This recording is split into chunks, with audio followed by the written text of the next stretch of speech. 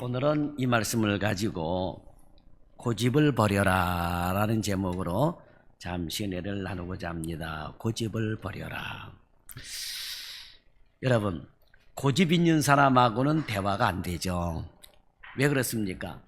자기만 옳다고 주장하기 때문에 그래요. 그런데 사람은 보통 나이 먹을수록 늘어나는 게 고집이에요. 고집입니다.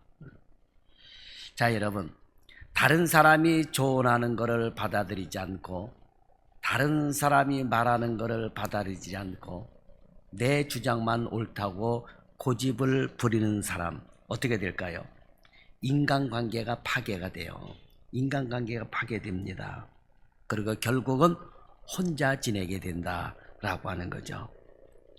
특히 인간의 생각, 자기의 생각이 너무 강해서 하나님의 말씀을 인정하지 않고 그래서 순종하지 않는다면 그 결과는 더욱 암담하다라고 하는 거예요.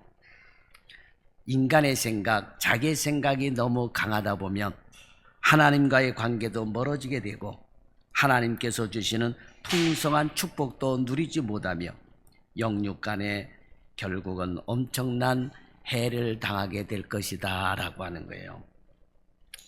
정말 하나님께 순종하는 사람이라면, 정말 예수님을 모시고 사는 사람이라고 한다면 아무리 자신이 원하는 것이 있다 할지라도 고집부리지 않는다라고 하는 겁니다. 그래서 우리 참 좋은 교회 나오는 성도님들은 다 자기의 고집을 꺾고 내던져 버리기를 바랍니다. 하나님을 전지전능하신 분으로 믿고 예수 그리스도를 믿는 사람이라고 한다면 어떤 일이든지 내 뜻을 꺾고 하나님께 묻고 하나님의 뜻을 찾는 지혜 있는 사람이 될 것입니다. 오늘 성경에 나오는 인물 중에 하나님의 뜻이 무엇인지 하나님의 뜻은 생각하지 않고 하나님의 뜻을 찾으려고 하지 않고 자기 생각, 자기 고집대로 고집을 피우는 사람이 나오는데 그 인물이 누구냐? 야곱이 그렇다라고 하는 거예요. 그 험난한 세월을 살아왔음에도 불구하고 야곱은 아직도 고집이 센 사람으로 남아있었다라고 하는 거예요. 자, 야곱은 누구보다도 자기 생각이 강하고 자기 유익을 먼저 생각하는 사람이었습니다. 태어날 때도 쌍둥이 형의 발꿈치를 잡았던 야곱은 심히 배가 고픈 에서에게서 팥죽 한 그릇으로 장자의 명분을 살 정도로 잔꾀가 많았던 것입니다. 얕은 깨로 재미를 많이 본 야곱은 하나님께 대해서도 동일하게 행동을 했던 것입니다. 하나님은 마하나임이라는 곳에서 가나안으로 들어가는 야곱에게 에서를 무수하지 말라는 뜻으로 하나님의 군대를 보게 하셨습니다. 그런데도 야곱은 하나님의 계획을 믿지 못하고 잔꾀를 부렸다라고 하는 거죠. 에서에게 선물도 나눠 보내고 만약을 대비해 재산도 분할해 놓고 가장 사랑하는 아내와 아들을 대열의 맨 마지막에 두기도 하였던 것입니다. 결국 야곱은 야복강 나루에서 환도뼈가 위골되는 사건을 통하여 겨우 하나님을 신뢰하고 무리에 앞서 에서를 만났던 것입니다. 에서와의 만남을 통해 많은 것을 깨달아서 한데도 불구하고 야곱은 여전히 자신의 생각을 버리질 못했습니다. 가나안에 들어오자 그 옛날 베델에서 하나님과 맺은 언약을 중요하게 여기지 않는 것입니다. 베델로 곧바로 가는 것보다 우리가 잘 아는 대로 세겜성 근처에서 머물렀다라고 하는 것입니다. 왜 그렇습니까? 베델로 들어가는 것보다 세겜성 근처에 머무는 것이 자기에게 더 유익이 될 것이라고 생각을 했던 것입니다. 이처럼 자기 생각이 강한 사람은 하나님과의 약속보다 자기 유익을 먼저 생각합니다. 자, 그러면 야곱이 언제 베델에 올라갑니까? 위기를 만나죠. 딸 디나 사건을 통해서 위기를 만나 자기의 생각과 판단이 틀렸다는 것을 깨닫고 나서 비로소 베델로 올라가게 되는 것입니다. 오늘 저와 여러분은 쓸모없는 고집을 부리지 않기를 바랍니다. 그리고 자기 생각이 강하지 않기를 바랍니다. 자기 생각이 강하면 마음이 강팍해져요. 그러면 누구 소리도 들으려고 하지를 않습니다. 됐다고 그만두라고. 그러니까 여러분, 이런 자기의 고집스러운 생각을 우리는 내려놔야 돼요. 하나님 앞에 조용히 기도하며 내 고집과 아집을 내려놔야 돼요. 자기 생각이 너무 강하는 것, 이것이 망하는 지름길이다라고 하는 거예요. 자, 자기 생각이 강한 것은 나이가 들어서도 어쩔 수 없었습니다. 야곱은 그렇게 많은 일을 겪으면서 훈련을 받았는데도 불구하고 이제는 자기 생각을 비우고 하나님의 뜻을 따를 만도 한데 야곱은 여전히 자기의 생각이 강했습니다. 그래서 험난한 세월을 계속해서 살아가는 거예요. 험난한 세월을 살아가는 겁니다. 자, 본문을 통해 어떠한 점이 그러한지, 그리고 그러한 야곱이 자기 생각을 결국은 꺾이게 되는데 어떻게 해서 꺾이게 되는지 그 과정을 살펴보고 저와 여러분도 그러한 과정을 통해서 꺾이지 말고 미리 꺾이지는 그런 성도들이 될 수 있기를 바랍니다. 첫째로 야곱은 지금 애굽으로 내려가는 길이 하나님의 뜻인 것을 전혀 알지를 못했습니다. 좀 기도해 보면 될 텐데 이 야곱은 지금 애굽으로 내려가는 것이 자기가 사는 길이고 또 민족이 사는 길이고 거기에 하나님의 뜻이 담겨져 있었는데 야곱은 고집 때문에 그걸 깨닫지를 못합니다. 자, 온 땅에 기근이 들었습니다. 그래서 애굽으로 가지 않으면 살 수 없는 그런 상황이 되었을 때 야곱이 가진 생각이 무엇이었습니까? 애굽의 아들들을 보내어 양식을 구해오기에는 해도 애굽으로 이주해 가지는 않겠다라고 하는 거예요. 물론 할아버지 아브라함은 기근 때에 애굽으로 내려갔다가 큰 어려움을 겪었습니다. 아버지 이삭 역시 애굽으로 내려가다가 하나님께서 막으셔서 블레셋의 땅 그랄에 머무는 적이 있었습니다. 하지만 야곱의 경우는 다릅니다. 하나님은 야곱과 가족을 애굽으로 인도하여서 큰 민족이 되게 하시고 후에 다시 그들을 이끌어내어 가나안에 들어가게 하시려는 뜻을 품으셨습니다. 이것은 4대 만에 가나안에 돌아오리라고 하신 아브라함과 맺은 언약을 이루는 길이기도 했다라고 하는 것입니다. 이건 하나님과의 이미 하나님과 아브라함과의 약속이었어요. 하나님께서 애굽 땅으로 보내서 다시 이 4대 만에 가나안 땅으로 돌아오게 하리라고 하는 하나님의 뜻이 있었던 것입니다. 그러니까 야곱이 조금만 기도하는 사람이었다고 한다면 그거를 깨달을 수 있는 상황이었을 텐데 왜 이렇게 그것을 깨닫지를 못했는지 몰랐다라고 하는 거예요. 막상 야곱은 하나님의 이 기쁘신 뜻을 몰랐던 것입니다. 하나님의 뜻을 알지 못하는 것도 그렇지만 하나님의 뜻을 구하려고 하지 않는 태도로 인해 이렇게 고집을 부리게 되었다라고 하는 거예요. 물론 온 가족을 데리고 70명이나 되는 가족을 데리고 애굽으로 가겠다라고 결정하는 것은 쉬운 일이 아닙니다. 또한 그것이 하나님의 뜻이라고 확신하는 것도 쉽지가 않습니다. 하지만 야곱이 하나님의 뜻을 구하면서 하나님께서 하시는 일에 민감하였더라면 어려운 일도 아니었다라고 하는 것입니다. 자, 우선 그 땅에 기근이 심하고라는 1절 말씀을 보면 하나님의 뜻을 여기서 찾을 수가 있습니다. 여기서 심하다라고 하는 단어는 그 땅에 기근이 심하고 심하다라고 하는 단어는 맹렬하다, 아주 무겁다라는 뜻입니다. 다시 말하면 감당할 수 없을 만큼 심각한 기근이 이어졌다라고 하는 거예요. 그러니까 보통 일반적인 기근이 아니에요.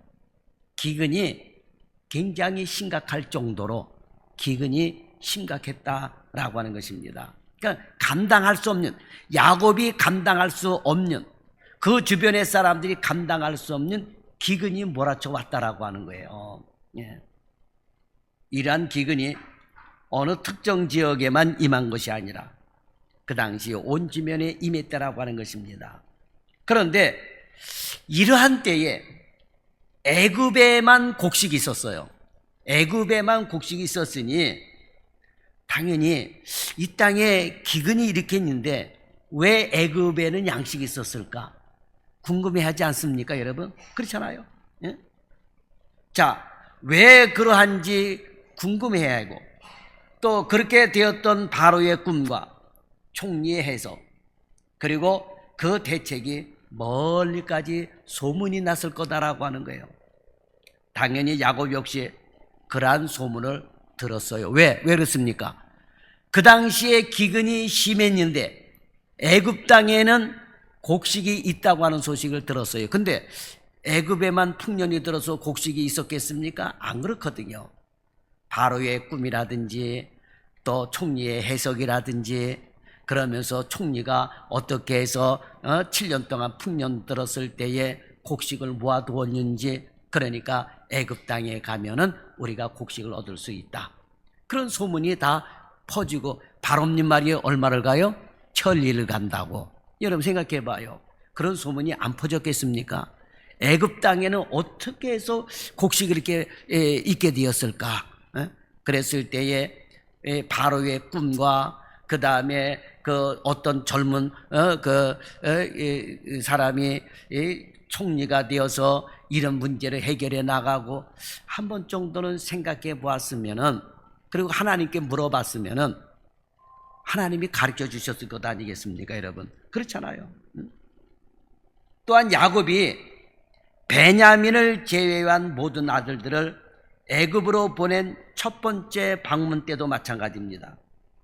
애굽의 총리가 요셉이라는 것을 몰랐더라도 그 총리가 자신의 가족에 대하여 관심이 깊었다는 것과 막내 아우를 데리고 오라고 했다는 것은 결코 일반적인 것이 아니었다라고 하는 것입니다. 더더군다나 각기 자료에 각인의 돈 뭉치가 들어있었다는 것 역시 그저 실수나 착오라고 넘겨질 일이 아니었다라고 하는 것입니다. 근데 오늘 본문에 봐봐요. 도리어 야곱이 아들들을 원망하잖아요. 아니, 아버지, 우리 가족에 대해서 꼬치꼬치 자세히 물으니까 말째 아우가 있다고 얘기를 했는데, 근데 왜 하필 막내 아들이 있다고 그 사람에게 얘기해서 그 아들을 데려오라고 왜 해서 내 마음을 굉장히 심란하게 만드느냐, 고통스럽게 만드느냐 하면서 오히려 아들들을 야단을 합니다. 자, 여러분, 이러한 상황이었을 때에 하나님께 기도하는 장면이 나와야 되는데 기도를 안 하잖아요, 여러분. 이때 어떻게 돼요? 하나님께 기도하면 되잖아요. 하나님, 지금 이 막내 아들 베냐민까지 데려오라고 그 총리가 우리 집안에 대해서 상세하게 물어보고 그러는데, 이 말째 아들을 안 데리고 오면 내 얼굴을 볼 생각도 하지 말라 그랬는데 지금 양식은 없는데 양식을 살아가야 되는데 하나님 어떻게 했으면 좋겠습니까? 기도해야 될 것 아니요. 아들들만 원망할 것이 아니라. 여러분 그렇잖아요. 야곱은 이 모든 정황들을 깊이 헤아리면서 하나님께 물으며 하나님의 뜻을 찾아야 했던 것입니다. 그리고 지금 누가 볼모로 잡혀 있어요? 시몬이 볼모로 잡혀 있어요. 시몬이 그 앞장에 보세요. 시몬, 둘째 아들이 시몬이 볼모로 잡혀 있습니다. 그러면 이 시몬 둘째 아들을 데려오기 위해서라도 다시 애굽으로 가야만 했던 것입니다. 만약 베냐민을 잃으면 자신의 두 아들을 죽이라고 하는 이 루벤의 간청을 받아들여야 했던 것입니다. 창세기 요게 42장 37절에 나오잖아요.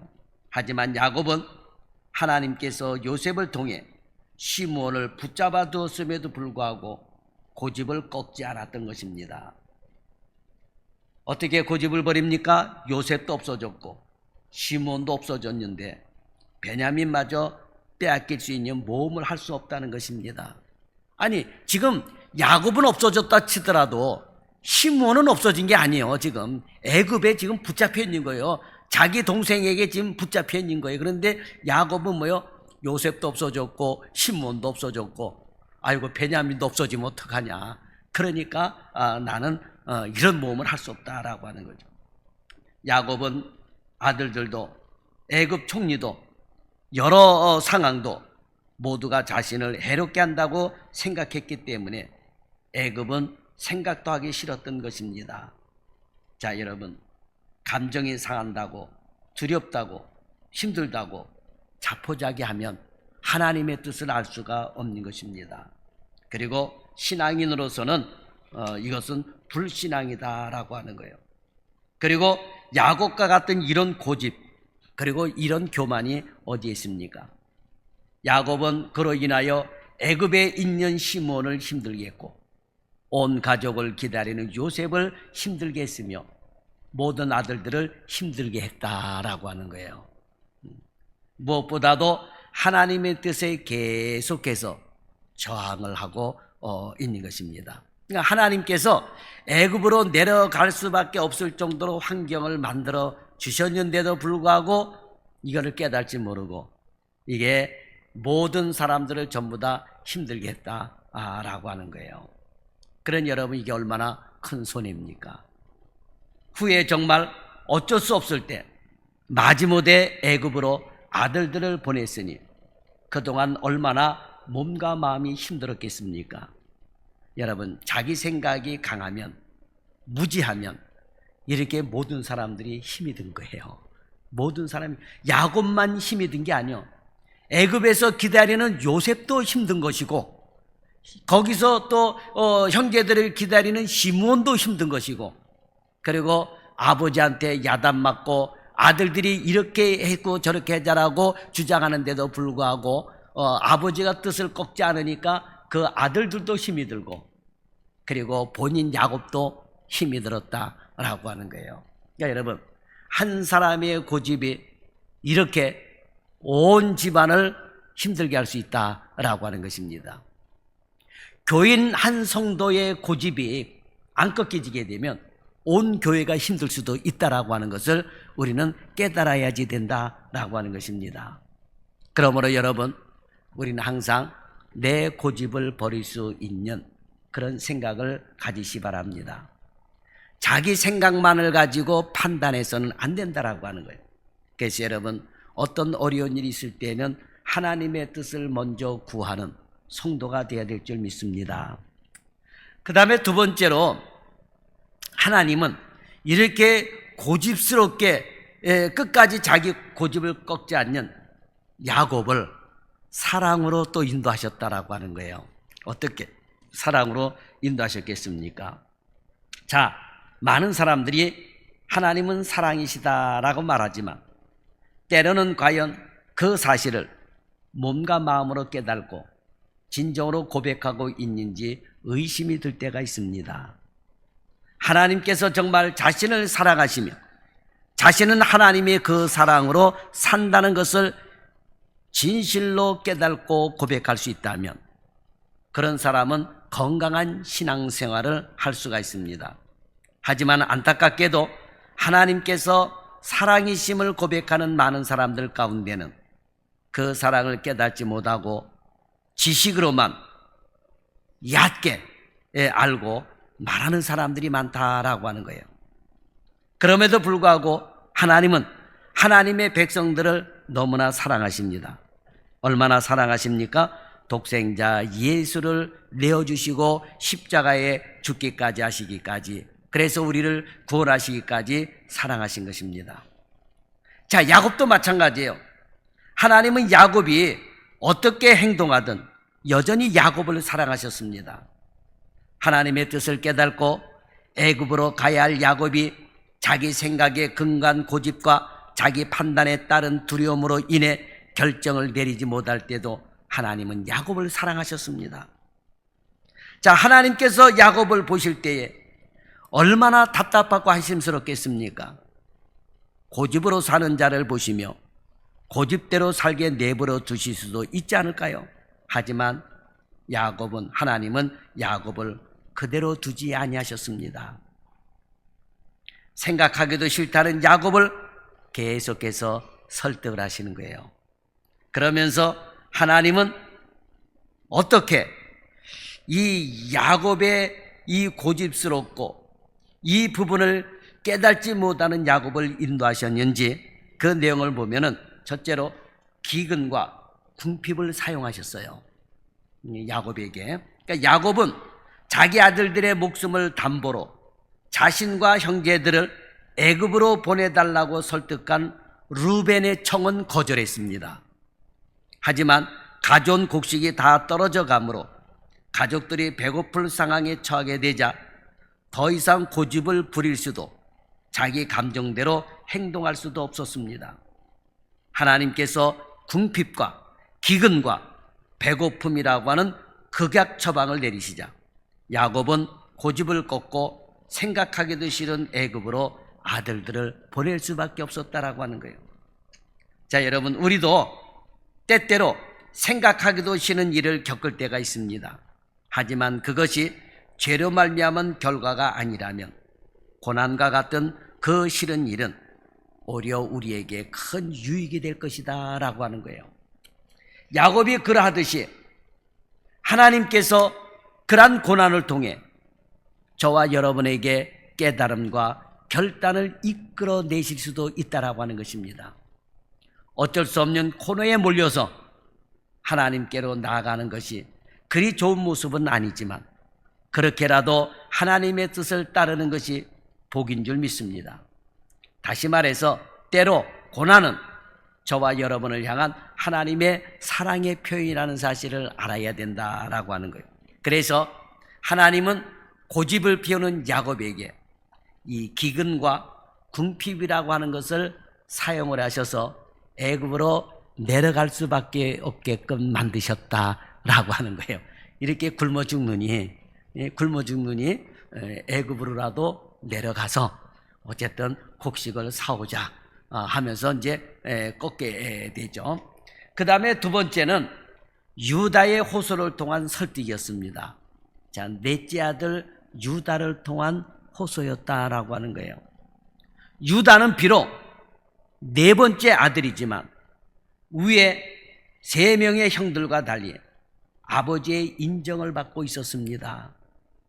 자, 루벤은 인정을 못 받았죠. 왜 인정을 못 받았습니까? 서모와 통관을 했어요. 그죠? 시므온과 레위도 인정을 못 받았습니다. 왜 그렇습니까? 세겜 사건을 통해서 이 두 아들이 너무나도 잔인하게 사람을 죽인 거예요. 그러니까 너무나도 끔찍했던 거예요. 야곱이 봤을 때는. 그러니까 루벤이 호소했을 때는 안 받아들였어요. 루벤. 그리고 이 시므온이 애굽에 갇혀 있을 때는 저는 잡혀서 고생 좀 해봐야 된다라고 생각했을지도 모를 거예요. 어쨌든 시므온도 인정을 받지 못했습니다. 레위도 인정을 받지 못했어요. 너무나도 이 끔찍했던 자식들입니다. 자, 그런데 유다는 그렇지 않았습니다. 자, 유다를 볼 때에 형제들이 요셉을 죽이려고 했을 때 이를 막았기 때문에 요셉에 대한 일에도 상대적으로 마음이 편했을 것입니다. 유다는 그 사람 곧 애굽 총리의 명령을 상기시키면서 베냐민을 보내지 않으면 안 된다라고 말을 했던 것입니다. 그리고 만약 베냐민을 보내지 않는다면 애굽에 가지 못할 것이고 그러면 결국은 온 가족이 굶어 죽을 것입니다 하면서 유다가 설득을 하는 거예요. 인정받는 자식이 여러분, 인정받지 못하는 자식하고 인정받는 자식하고 똑같은 내용이라 할지라도 여러분 달라요 여러분. 그렇지 않습니까? 유다는 야곱으로 하여금 현재 가족이 처한 상황을 직시하게 한 후에 자기 희생의 의지를 표명하였습니다. 내가 그의 몸을 담보하오리니 아버지께서 내 손에 그를 물으소서. 내가 만일 그를 아버지께 데려다가 아버지 앞에 두지 않냐면 내가 영원히 죄를 지리다. 이렇게 얘기를 해요. 유다가 염두에 둔 것은 아버지가 내릴 모든 징계였던 것입니다. 그 징계는 아버지의 저주는 물론 재산권 포기도 있을 것이고 심지어 가족에서의 추방도 포함될 수 있었을 것입니다.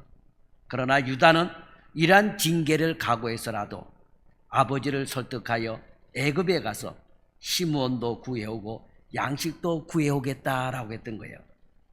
유다의 이 마음을 보면 정말 귀한 마음이었다라고 하는 것입니다. 그러니까 유다가 비록 여러 가지 죄를 짓기도 했지만 하나님의 뜻을 몰라서 죄를 짓기도 했지만 그러나 다른 형제들과의 마음은 달랐다라고 하는 거예요.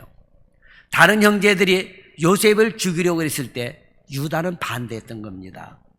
유다는 반대했어요. 유다가 막았습니다. 그리고 루벤은 끔찍한 걸 제안하잖아요. 루벤은 자기가 못 데리고 오면 뭐요? 자기 아들 둘을 죽이라고 그러잖아요. 아니 생각해봐요, 여러분. 할아버지가 돼가지고 손자를 죽이려고 한다는 게 말이 되니까 잔인했던 거예요, 그만큼. 근데 유다는 그렇게 표현하지 않았다라고 하는 거죠. 내가 이 아이를 못 데리고 오면 내가 어떠한 죄도 내가 달리니까 받겠습니다. 그 영원히 그 죄를 내가 지고 가겠습니다. 이렇게 얘기를 했던 거죠. 그러면서 아버지를 설득을 합니다.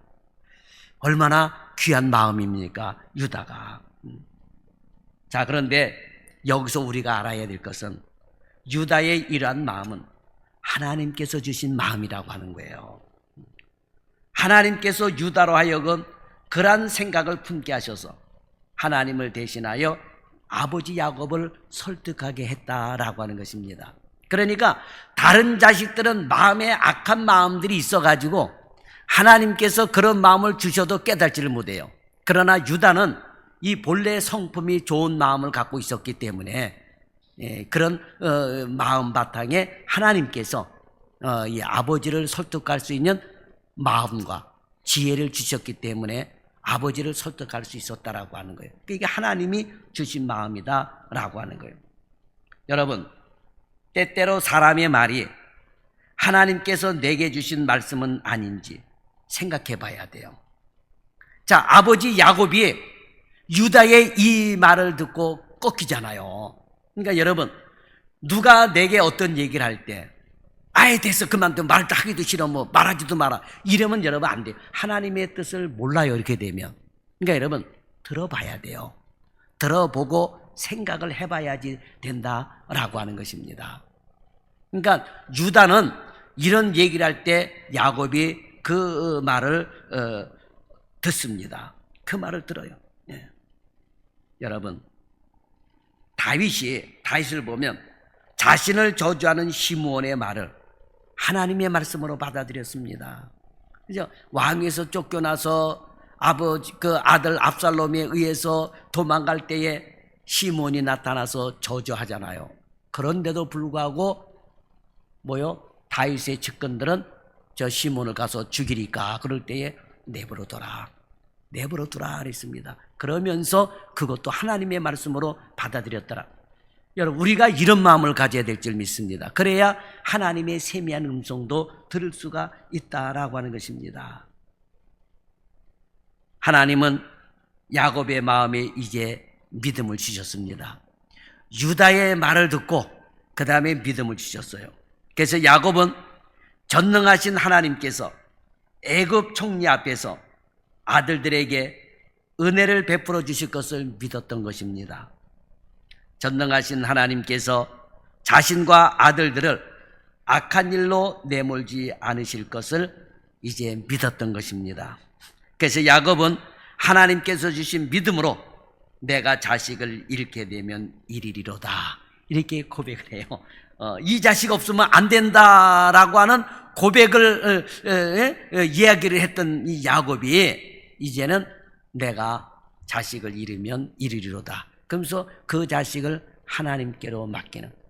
자식을 내가 끌어안고 있어야지만 내 자식이 사는 줄 알았던 거예요. 그런데 하나님께서는 모든 환경과 여건을 물리치게 하시고 내가 자식을 잃으면 이리로다 하는 말을 하면서 하나님께 맡겼다라고 하는 거예요. 이렇게까지 가게끔 하나님이 이끌어 주셨던 것입니다. 그래서 야곱은 하나님께 모든 것을 맡길 만큼 변화가 되어갔다라고 하는 것입니다. 하나님께서 오늘 우리에게 믿음을 주셔서 말도 안 되는 일을 하도록 마음을 주실 때라도 여러분 믿음으로 받아들일 수 있기를 바랍니다. 에스더처럼 죽으면 죽으리로다, 야곱처럼 잃으면 잃으리로다. 여러분 이런 믿음이 얼마나 귀한 믿음입니까? 그러니까 야곱의 이 믿음을 통해서 이스라엘이 사는 놀라운 축복의 역사가 일어나게 되었다라고 하는 것입니다.